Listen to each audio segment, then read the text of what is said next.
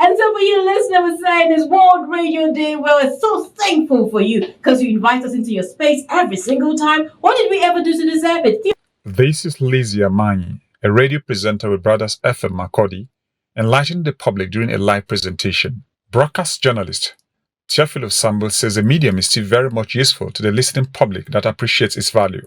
Radio is still the most valid, the most potent, the easiest tool of communication across the world. Why? Because it is cheap, Without you don't need data to access radio, even though we have loads of online radio platforms now.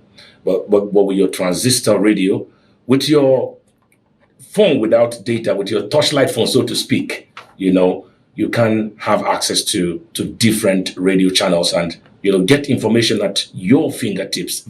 Some of the residents say, in spite of the rise in social media, they depend on the radio for credible information. Call on those in rural areas to see radio as one of the medium which they can get informed of the activities of the government.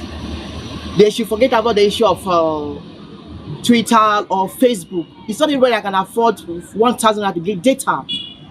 So I urge them to get their 2,000 naira to get a transistor radio, to glue to it. Even though on the farm, anywhere, they can get informed about government activities and policies and make informed decisions. I used to listen to all radio stations, starting from Voice of Winter, BBC, Germany, French, and our Radio Nigeria, and Radio Benue FM Stereo, and Brother SM, all of them, over both Joy FM. I used to listen to all the news. Radio broadcasting, according to them, is still viable, despite its obvious challenges. Yes, we are aware of the emergence of the social media in particular. People say it's competing seriously with the radio. Radio can never be competed because quite a number of people still use it. So radio remains very critical as far as communication is concerned.